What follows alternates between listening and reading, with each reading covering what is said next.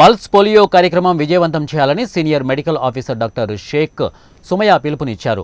ఇక ఈ నెల 3వ తేదీ ఆదివారం జరగనున్న జాతీయ పల్స్ కార్యక్రమం సందర్భంగా ప్రకాశం జిల్లా Giddalur senior medical officer doctor Sheikh Sumaya ఆధ్వర్యంలో జిల్లా అధికారుల ఆదేశాల మేరకు పల్స్ పోలియో కార్యక్రమంపై అవగాహన ర్యాలీ నిర్వహించారు.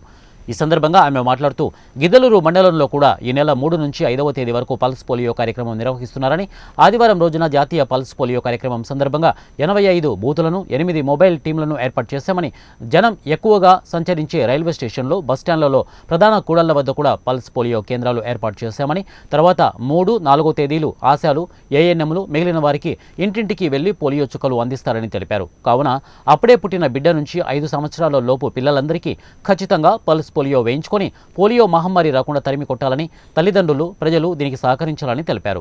ఈ కార్యక్రమంలో Krishnam Settipalle medical officer Sridhar Reddy, Kotagadda urban health clinic doctor Mehboob Sharif తదితరులు ఈ కార్యక్రమంలో పాల్గొన్నారు.